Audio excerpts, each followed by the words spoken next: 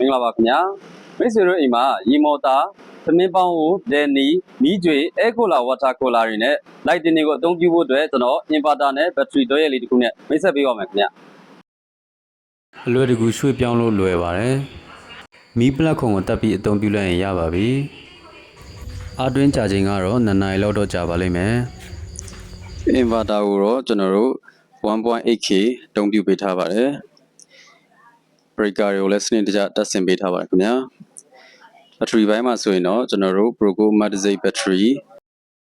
12V 200Ah ကိုအသုံးပြုပေးထားပါတယ်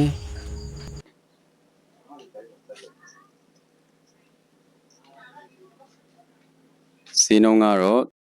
33,25,500ပဲဖြစ်ပါတယ်ဒီဘက်ကအသွေးလေးဆိုရင်တော့ inverter 1.8K အသုံးပြုပေးထားပြီးဘက်ထရီပိုင်းကိုလည်း 12V 200Ah အသုံးပြုပေးထားပါတယ်ခင်ဗျာ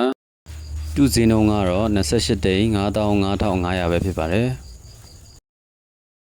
ဒီဘက်သွဲရလေးဆိုရင် inverter 1.8K ဘက်ထရီကတော့ 12V 314Ah ကိုအသုံးပြုပေးထားပါတယ်ဈေးနှုန်းကတော့34,9,900ပဲဖြစ်ပါတယ်ဆိုလာနဲ့တွဲပြီးအသုံးပြုမယ်ဆိုရင်လည်းအဆင်ပြေပါတယ်ခင်ဗျာဗီဒီယိုလေးကိုအဆုံးထိကြည့်ရှုပေးလို့ကျေးဇူးတင်ပါတယ်ခင်ဗျာ